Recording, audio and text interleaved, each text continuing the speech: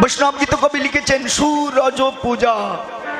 সু অর্থাৎ সুন্দর, রজ অর্থাৎ রমণী, পূজা অর্থাৎ আরাধনা করা।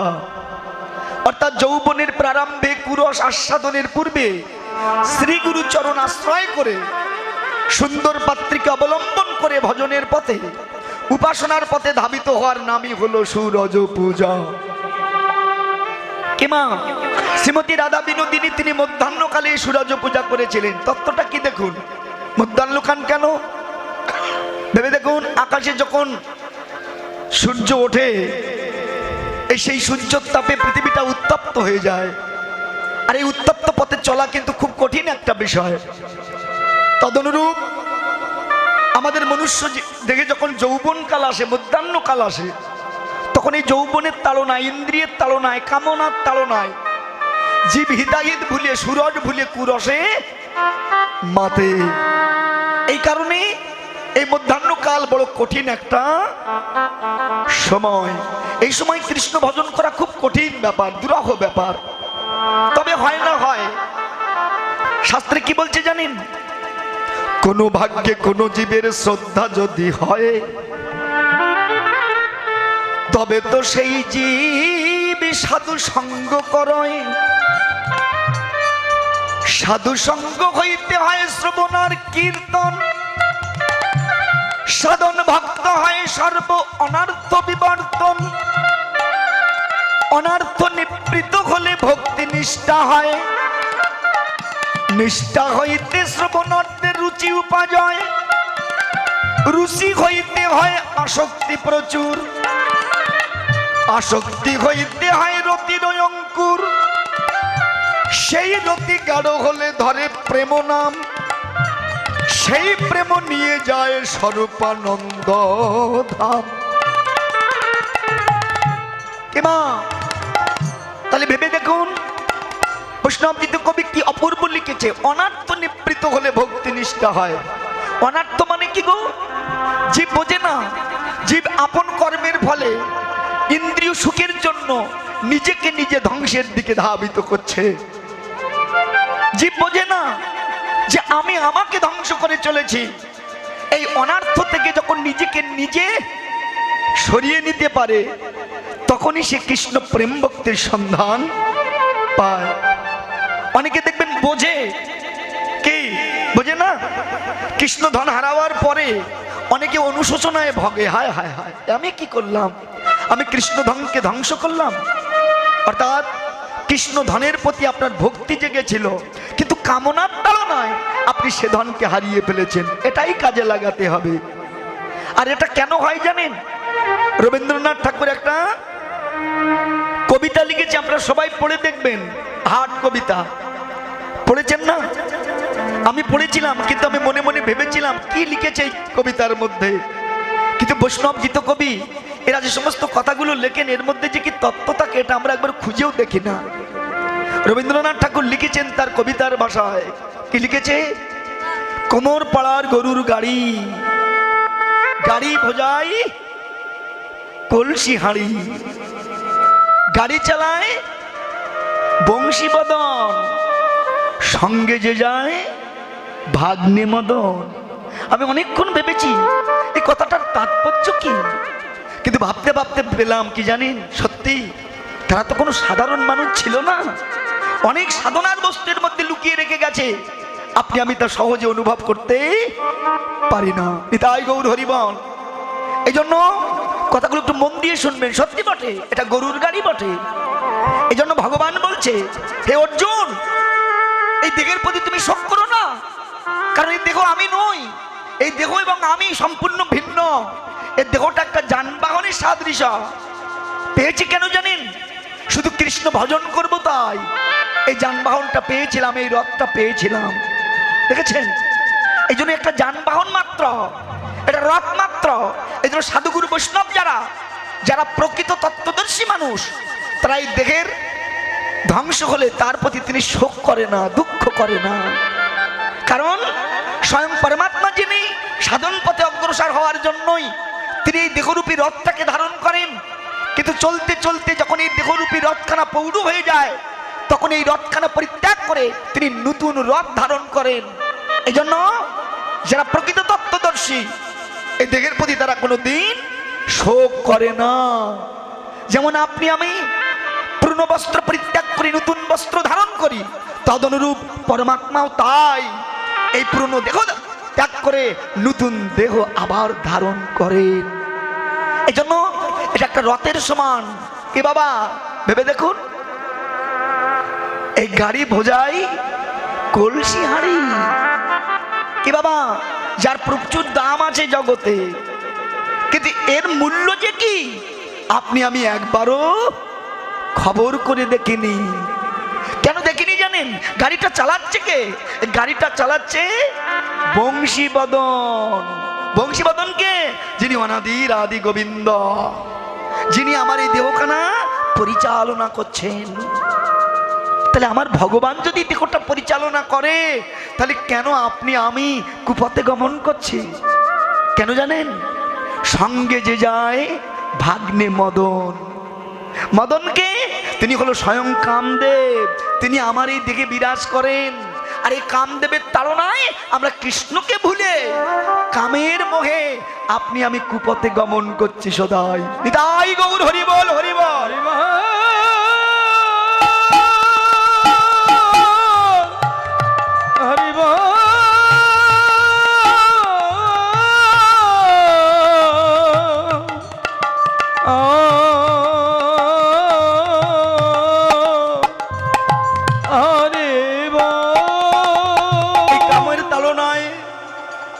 আপনি আমি ভগবানের সঙ্গ পরিত্যাগ করে মায়ার ফাঁদে পড়ে আমার আমার বলে সংসারেই তো পড়ে আছে।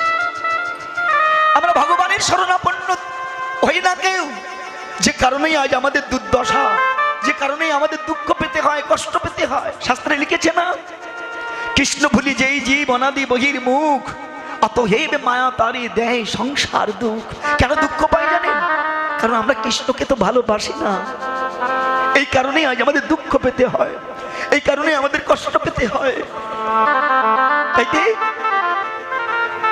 যারা এই অনার্থ থেকে নিজেকে নিবৃত করতে পেরেছে, তারাই সেই কৃষ্ণ প্রেম ভক্তি লাভ করতে পারে।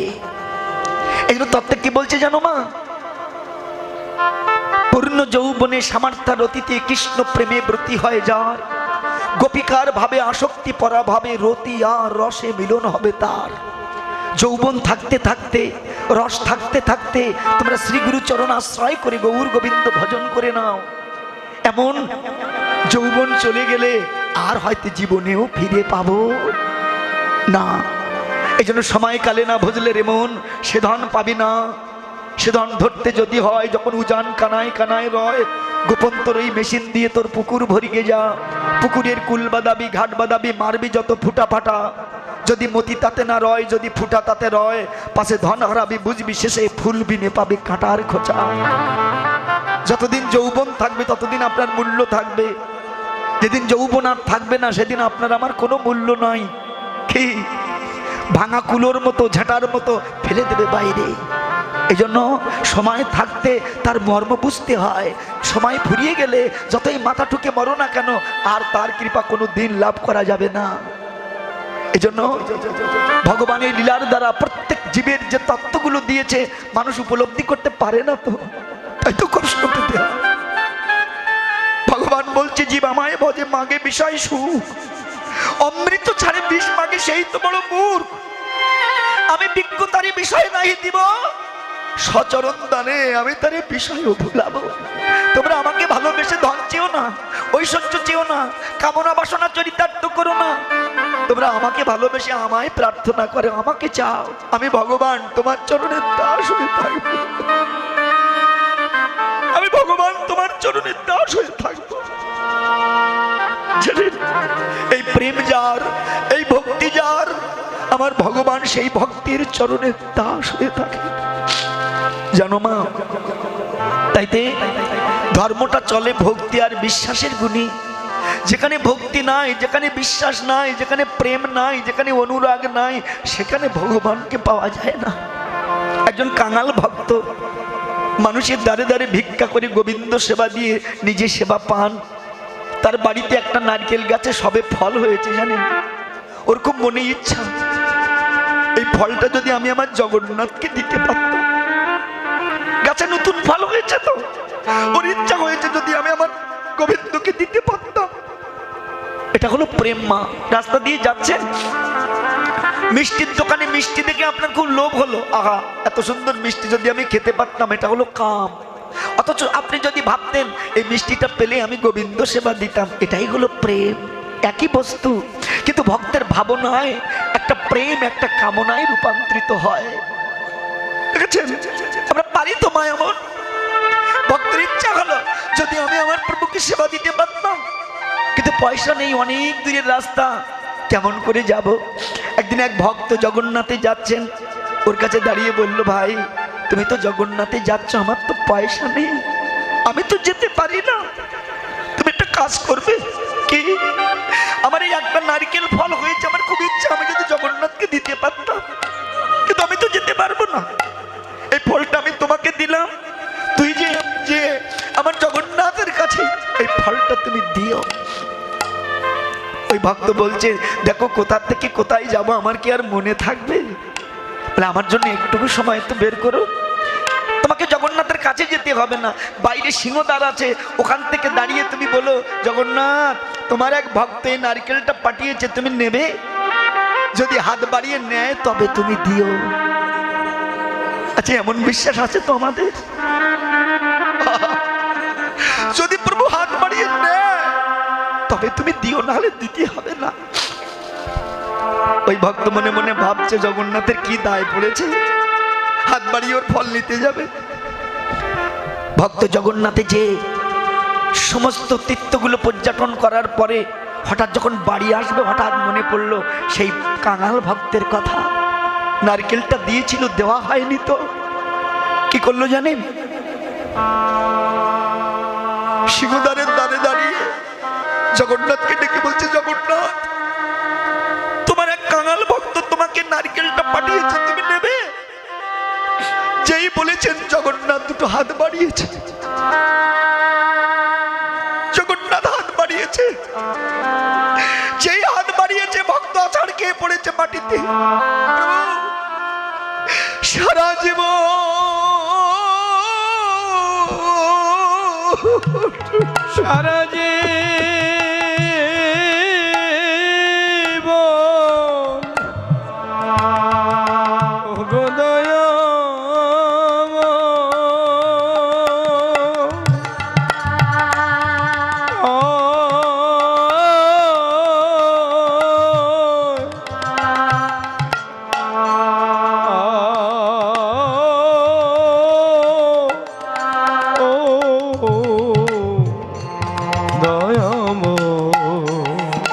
সারা জীবন তোমায় কত ডেকেছি, কত কেঁদেছি, কোনদিন তুমি আমাকে দেখা দাও না,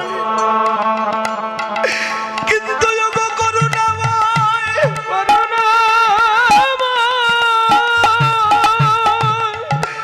এক কাঙাল ভক্তের প্রতি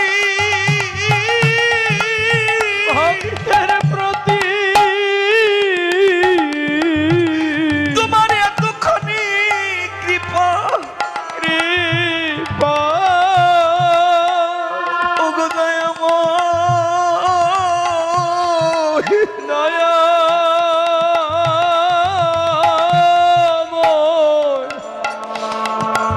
ওগো দয়াল হরি,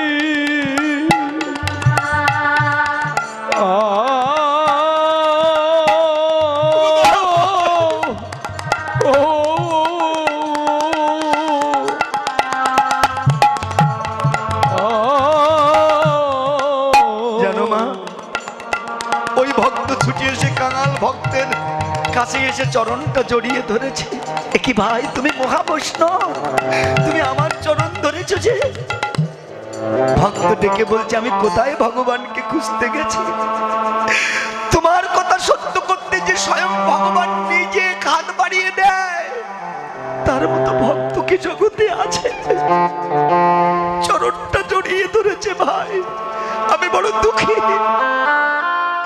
আমি বড় নরাধ, আমি তোমার রাতুল চরণে শরণ নিলাম, তুমি নিজ গুণে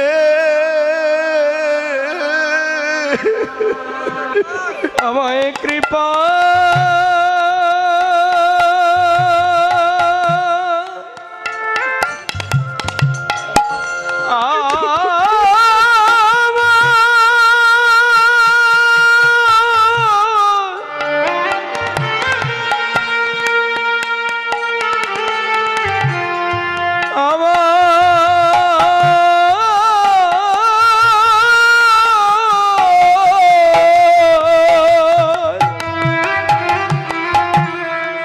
আমায় কৃপা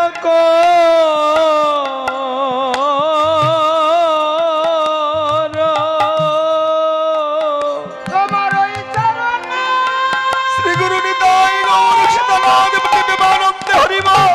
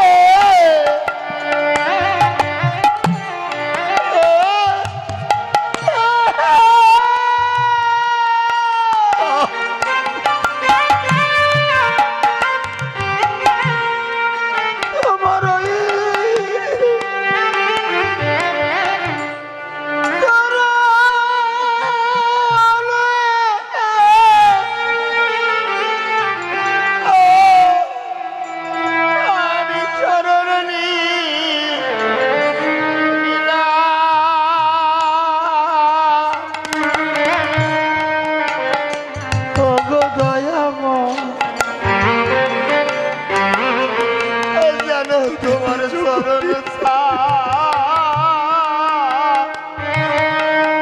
চরণ ছাড়া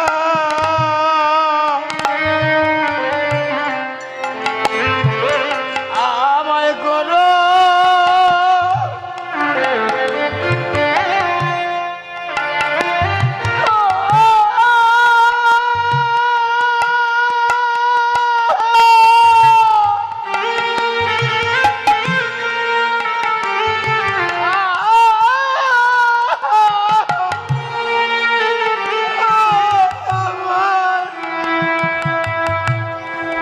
আমায় করো না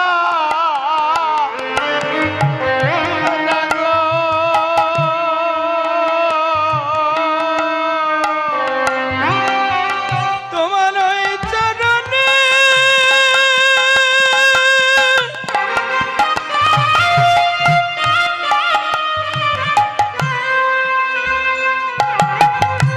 তোমার ওই চরণে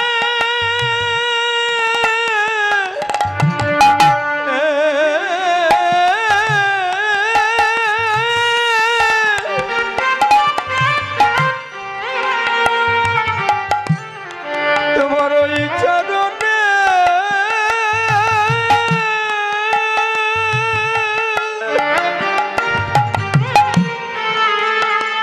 ওগো নিতাই চাঁদ।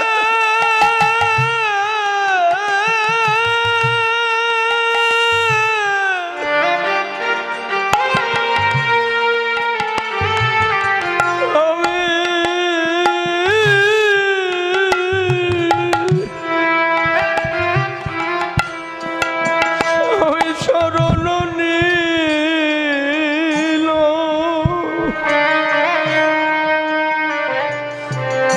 ওগো দয়াময়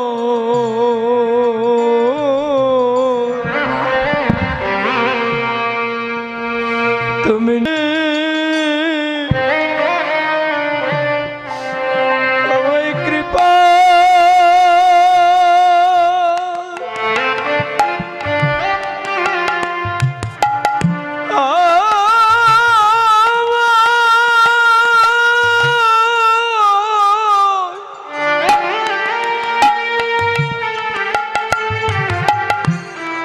আমায় কৃপা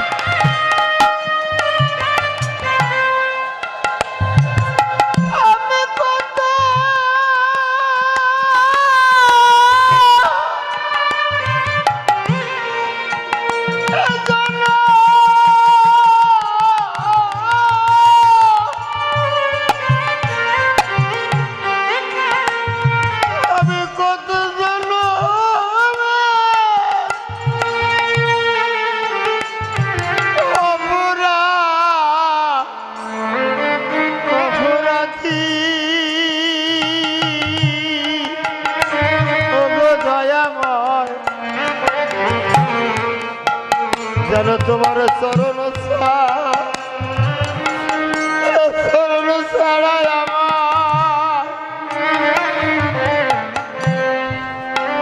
আমায় করো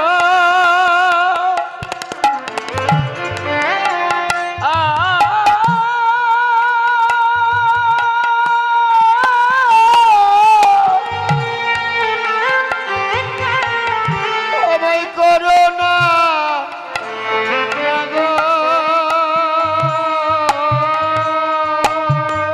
জানো মা, এই বিশ্বাসে ভক্তের কাছে ভগবানকে টেনে আনে। ভগবানকে ভক্তের কাছে যেতে হয় না। আপনারা অনেকে শুনেছেন সবাই, মাতা সবরী তিনি গুরুচরণ সেবা করতেন।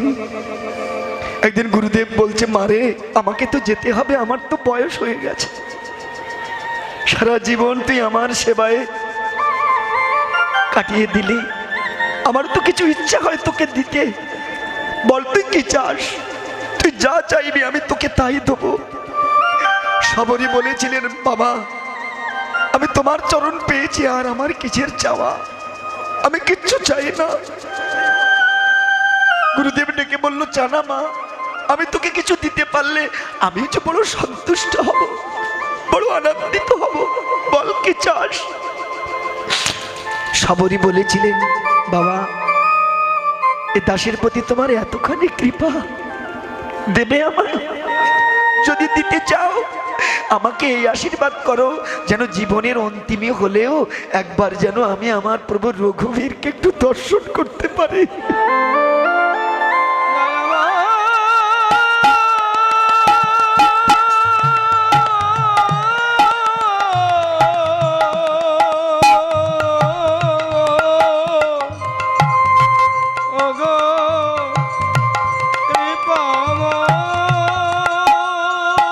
গুরুদেবে বলেছিল, মানে আমি তোকে আশীর্বাদ করি, ভগবানের চরণে যখন তোর এত ভক্তি, এত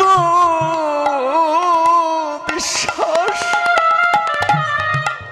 আশীর্বাদ করি মা, তোকে ভগবানের কাছে যেতে হবে না, স্বয়ং ভগবান পায়ে হেঁটে তোর কাছে আসবে। গুরু আশীর্বাদ দেখেছে, এই জন্য তত্ত্বে লিখেছে, গুরুপদে ভক্তি যার তার হয়ে যায় ভব পার, সমনকে করেছে জয় গো তার লাভের নাই কো পারাপার। গুরুকে নাগর করি আপনি হইয়া নাগরী, নিষ্কাম ভাবে ভজন করি তারা নিত্য সেবার পায় অধিকার। কাম ভাবে যারে করেছ আশ্রয়, প্রেম ভাবে সেই জন্য সখী গুরু হয়, গোপীর ভাব নিয়ে যেই জন্য ভজে, ত্রিতাপ জ্বালা দূরে যায় কৃষ্ণ পায় প্রচে। এই জন্য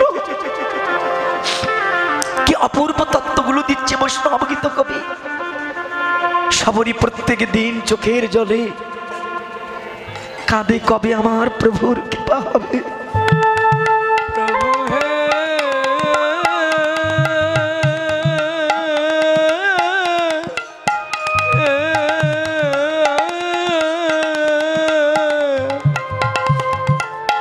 কবে আমার প্রভুর কৃপা হবে। প্রত্যেক দিন বন ফুল তোলে, সেই ফুল দিয়ে তিনি রাস্তায় বিছিয়ে রাখে, কেন? কাল যদি আমার প্রভু আসে, না জানি আমার প্রভুর আসতে কত কষ্ট হবে। প্রত্যেক দিন বন ফল তোলে, সেই ফল নিজে খায়,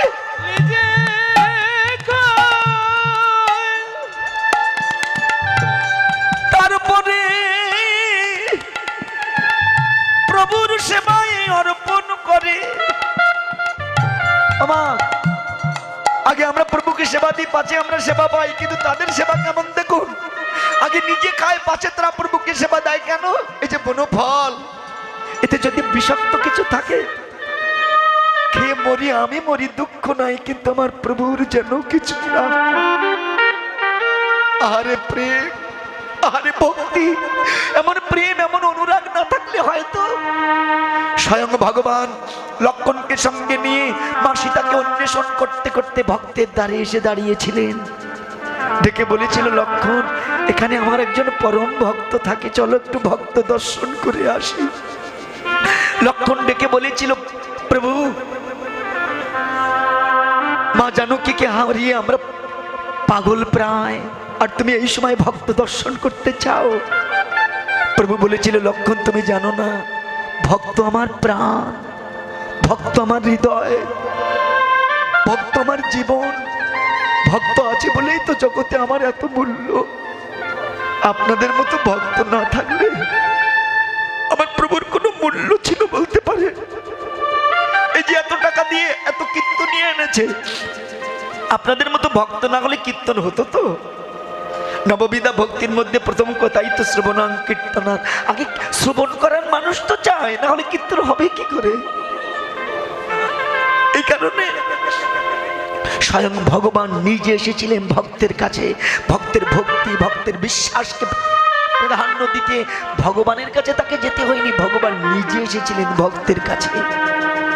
এটাই করেন, যদি কারো ভক্তি থাকে, যদি কারো বিশ্বাস থাকে, ভগবান কৃপা করবে। হিরণ্যকশিপুর বারবার প্রহ্লাদকে মারতে চেয়েছিল, মারতে পারেনি, প্রভু তাকে রক্ষা করেছিলেন। হিরণ্যকশিপুর ডেকে বলেছিল, প্রহ্লাদকে তোকে রক্ষা করে, সে কোথায় থাকে? তিনি বলেছিলেন, ভগবান সর্বব্যাপী, সর্বত্র তিনি বিরাজ করছে। সম্মুখে একটা স্তম্ভ দেখিয়ে বলেছিল, বলতো এখানে কি তোর প্রভু থাকে? হ্যাঁ। বিশ্বাসটা দেখেছেন? যেই মাত্র আঘাত করেছেন ওখান থেকেই ভগবান বেরিয়েছিলেন। ভগবান এটাই করে।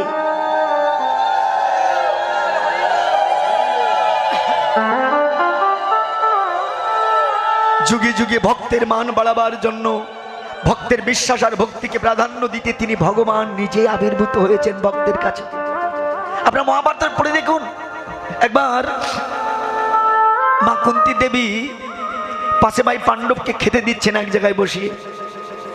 যুধিষ্ঠিরকে সেবা দিয়ে যেই মাত্র ভীমকে সেবা দিতে গেলেন, জানেন, ভীম হাতটা চেপে ধরল। মা কুন্তী বলল, কি ব্যাপার তুই হাত ধরলি যে? জানো মা, সেই শিশুকাল থেকে এই অবধি তোমার হাতে সেবা করে আমি কোনোদিন তৃপ্তি পাইনি মা। তাই আজ আমার মনে বড় ইচ্ছা, আমি তোমার হাতে তৃপ্তি করে সেবা করতে চাই। তুমি আমাকে সেবা দিতে থাকবে, আমি সেবা করতে থাকবো। সেবা করতে করতে আমার যখন উদর পরিপূর্ণ হবে, তখন তুমি আর ভাইকে সেবা দেবে। যেই এই কথা বলেছিলেন, কুন্তী কি করলো জানেন? হাতখানা ঝাড়া দিয়ে দূরে চলে গেলেন।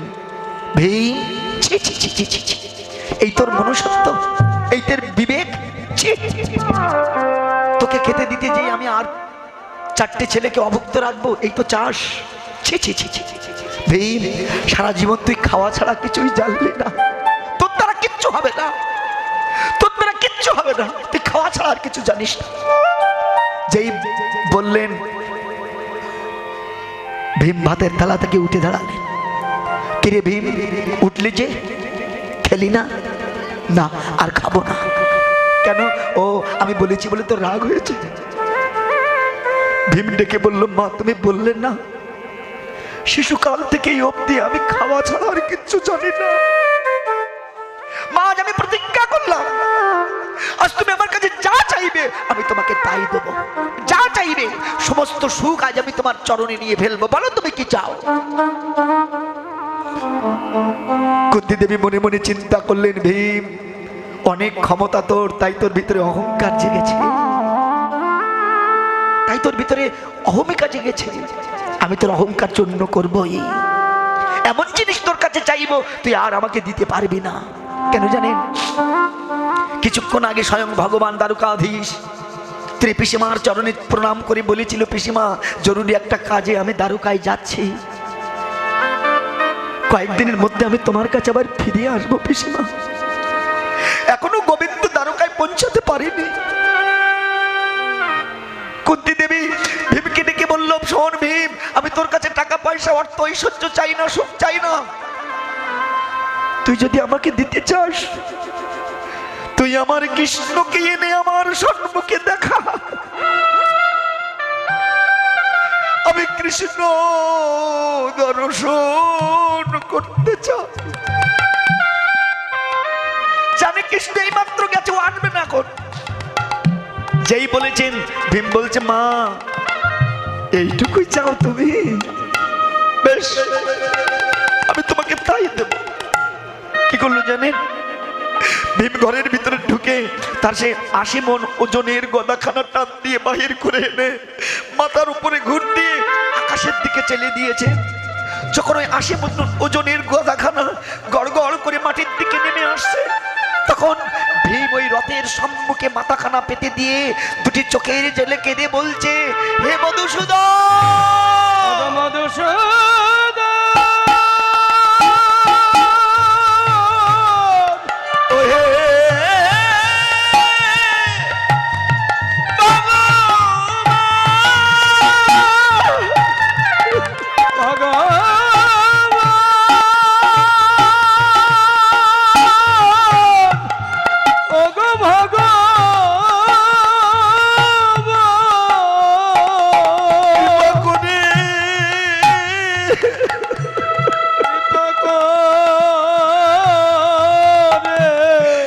বিপদ থেকে তুমি আমায় উদ্ধার করো।